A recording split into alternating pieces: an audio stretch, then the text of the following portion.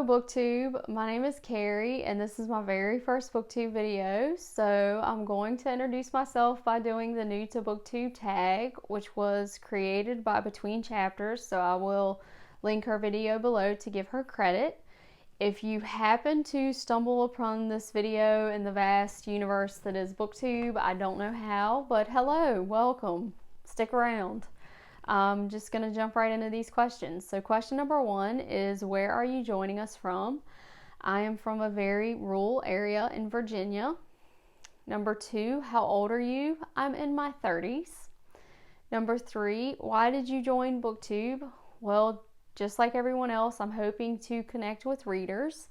And it's not that I don't have friends who are readers, but sometimes you don't want to discuss a book at length because you have other friends around who are not readers, and you don't want to seem rude by geeking out over a book and not including others in the conversation, or you don't want to spoil the ending to a book, right? And so I feel like Booktube would be a great place to find other readers to connect with.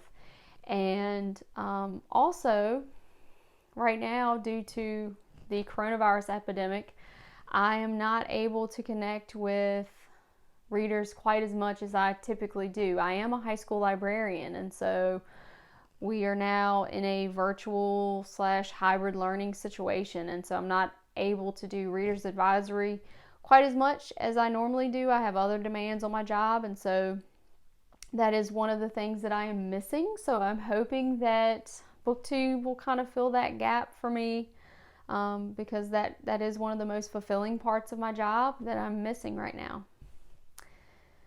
Number 4, what is the meaning behind your channel name? So Very Literary Carrie rhymes. Literary has to do with literature, so I thought it was kind of witty. And I do know that literary means well read, but please note, I'm not trying to make any sort of bold claim that I am the most well-read person on Booktube, because that's definitely not the case.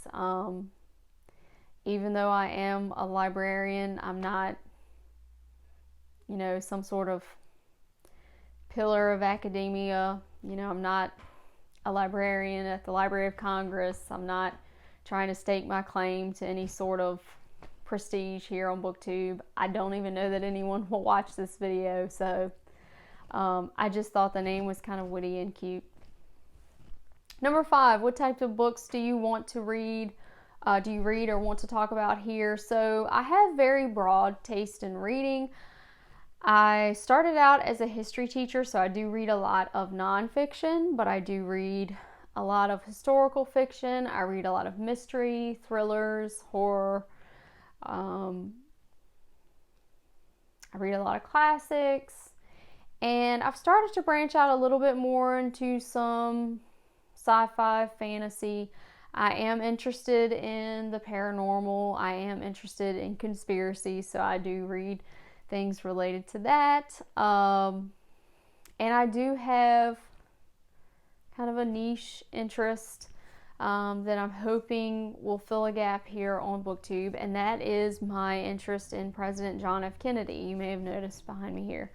I do collect memorabilia from the 1960s era, and I am particularly interested in President Kennedy's presidency and also his assassination. And so I have gone down the assassination rabbit hole, and I have searched Booktube for some people who have gone down that rabbit hole as well, and I haven't found anyone. So I am planning to read some Kennedy books, and I'm hoping that I will find some JFK lovers out there. But if you're out there, I'm your girl. But so I'm hoping to read a little bit of everything. I do read a lot of young adult fiction because I think it's important to stay up to date on what my students are reading, and I think it's important that they know I care about what they want to read.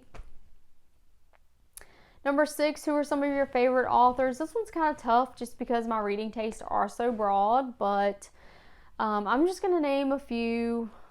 Jane Austen, Ray Bradbury, Stephen King, and I'm trying to think of some more kind of modern folks. Kristen Hanna. She wrote probably one of my favorite historical fiction books in the last 10 years. And let's go with Donna Tartt. So that might give you a kind of little bit of insight into my reading taste.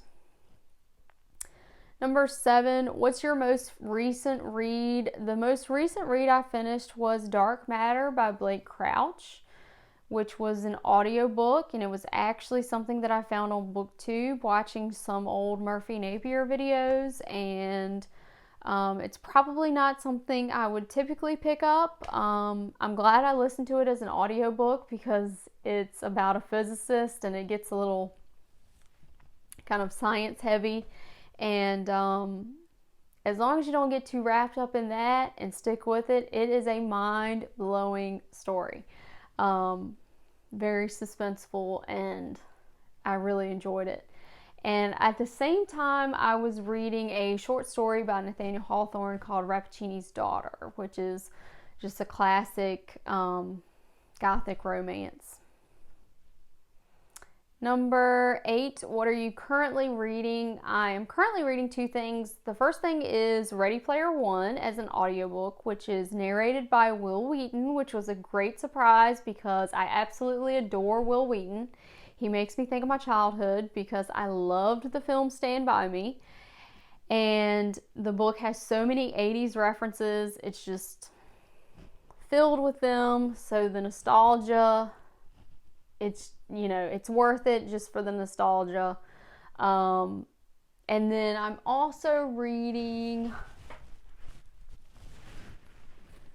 Codename Verity, which is historical fiction, one of my go-to, World War II.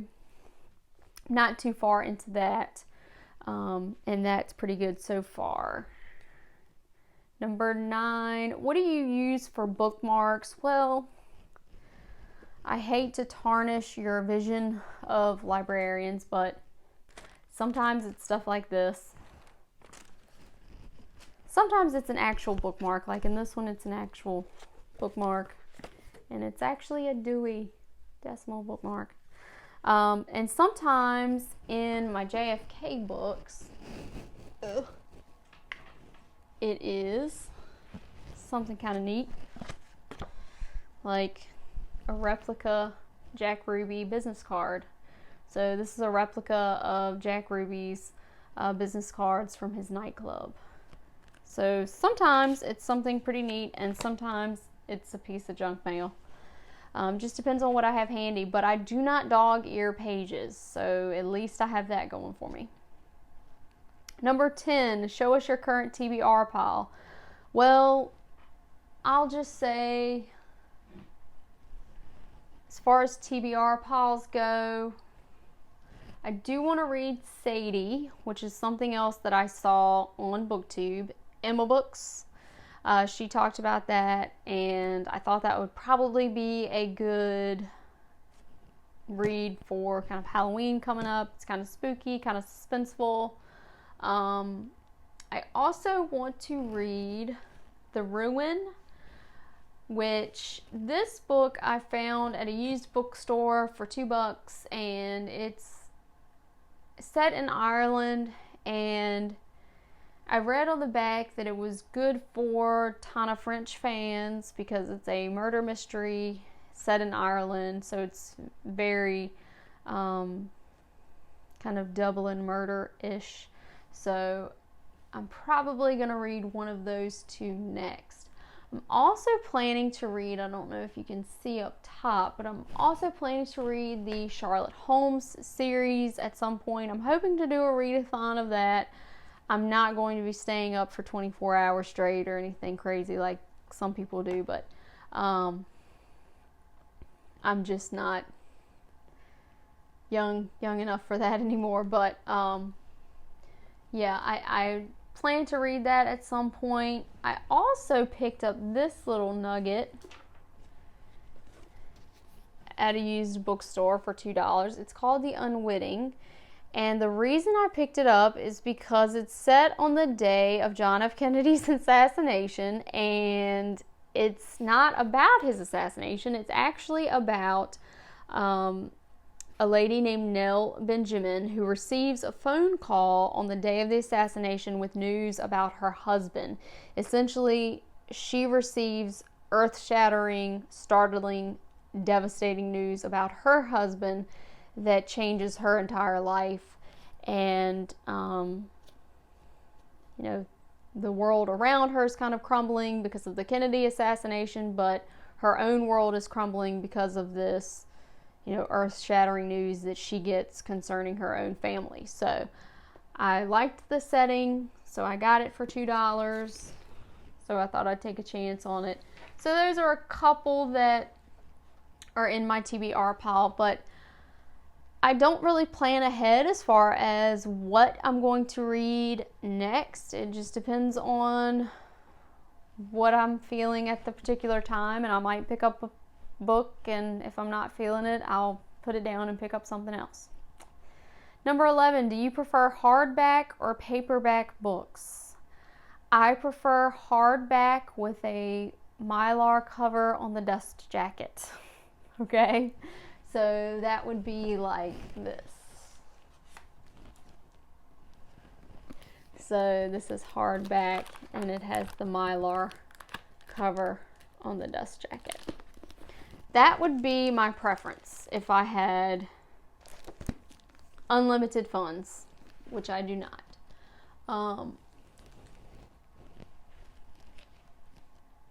I like the way that feels. I like the way that looks. However, I would say for convenience purposes, if you're going to be carrying books, paperbacks are a lot more convenient. They don't weigh as much. If you're going to be reading in bed, you can kind of manipulate the paperback a lot more easily. I don't know. How do you choose? I love all books.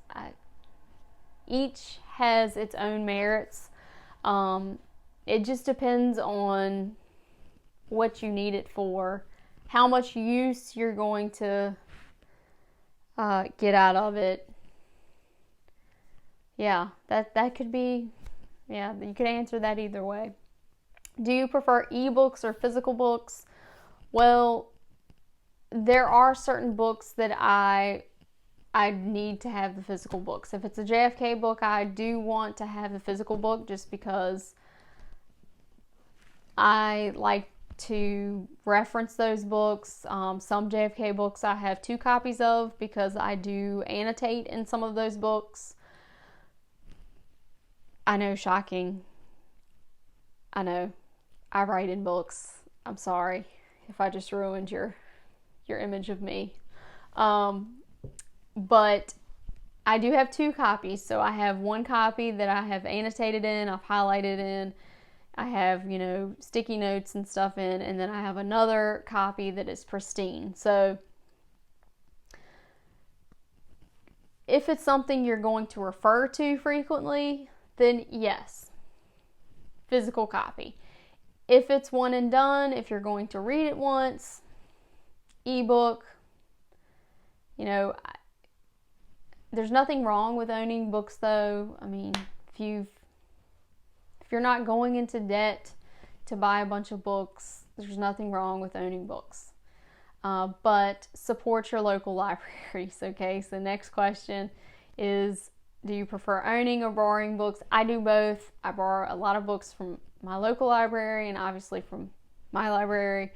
But I also own some too, so there's nothing wrong with either as long as you're reading.